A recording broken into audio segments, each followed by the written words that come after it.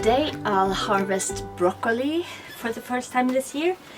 It looks really nice. It's a different type than I have had before, but the head is really compact and yeah, it looks great. So I'll harvest 2 of them and we'll make some kind of broccoli dish today. Take this second one as well.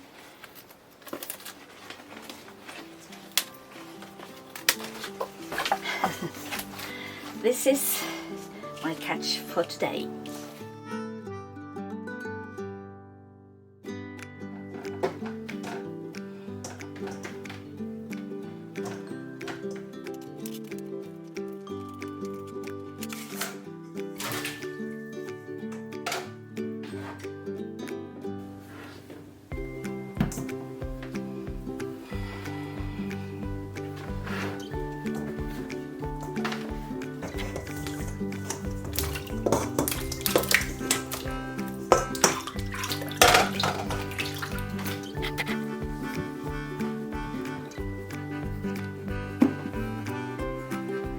Some of the tomatoes have cracked and quite many others have slug damage.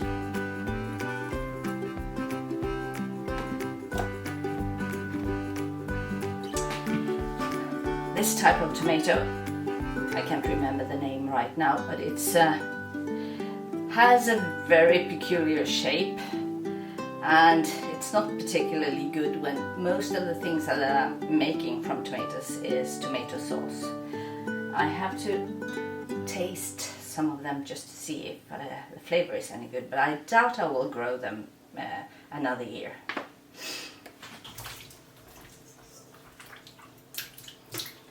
Okay, it's full in here.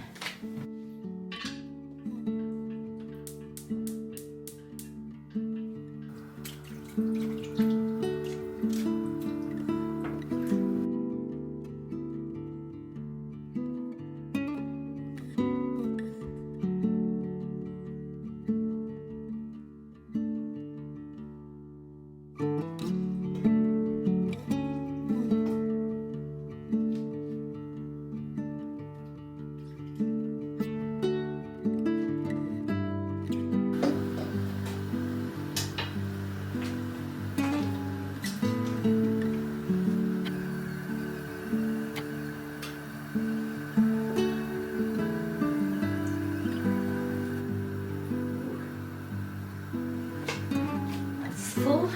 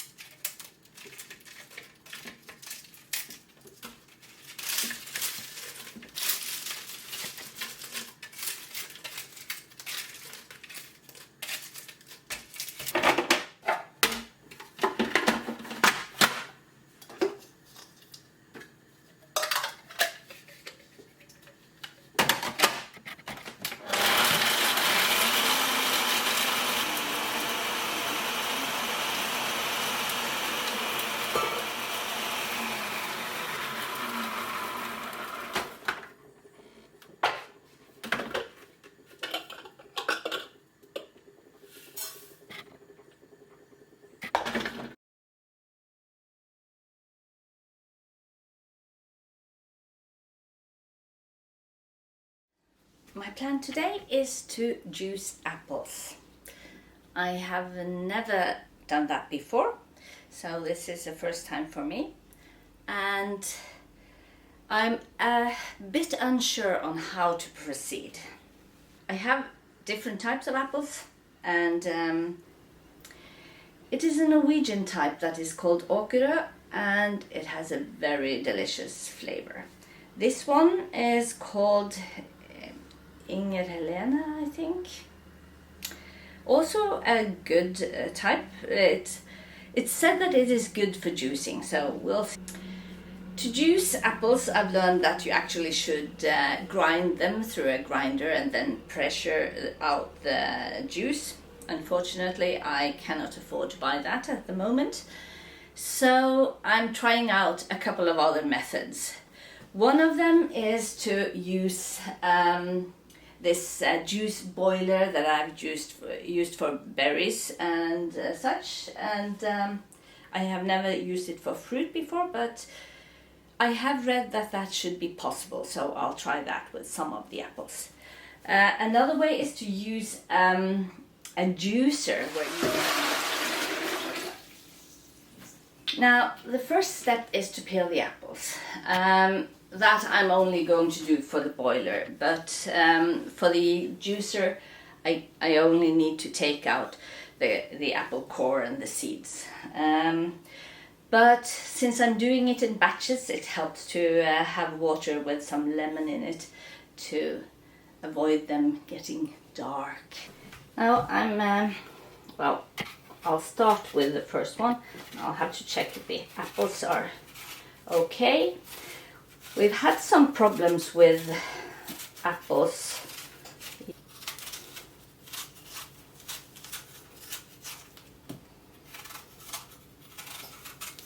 This is a long process.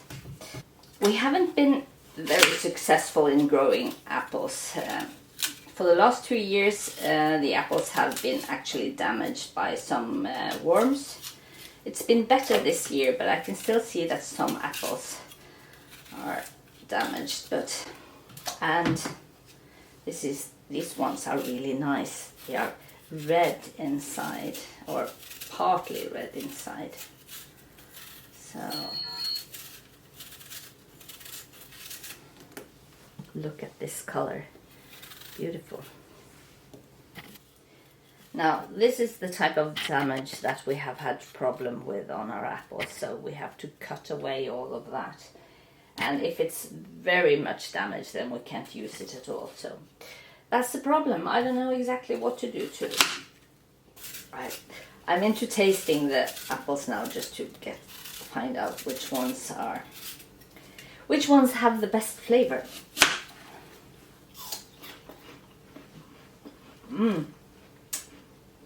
This is a good eating apple, and it's very juicy too.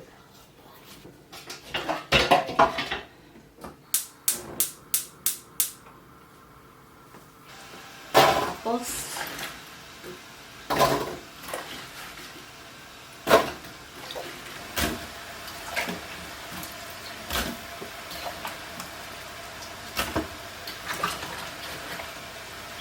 About the correct amount to be able to put the lid on top. There we go.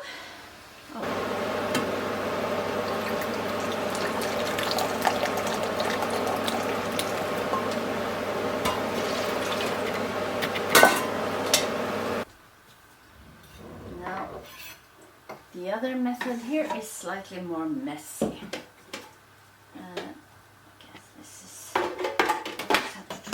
See, I'll put in the apples here. Now the benefit is I don't have to take off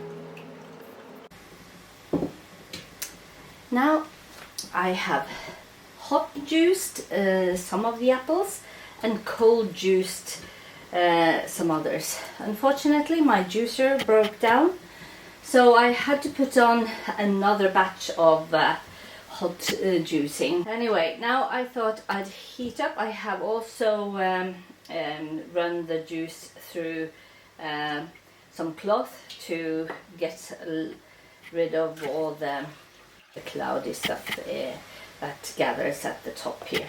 So the juice is fairly clear. I just have to measure it up and put it in this kettle to boil it up, or not boil it completely, just heat it up to 80 degrees. After that I'll put it on in bottles and I'm done. I'm not adding anything, no sugar, nothing to it. I want this juice to be as natural as possible.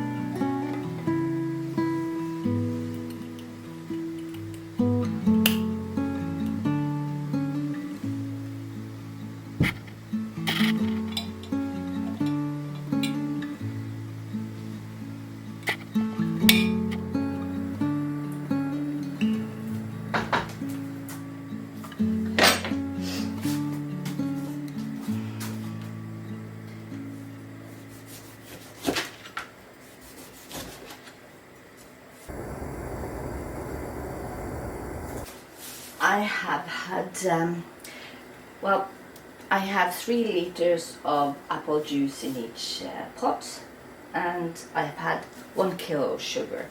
I tasted it and I thought that was very sweet, so I hope it is enough for it to become jelly.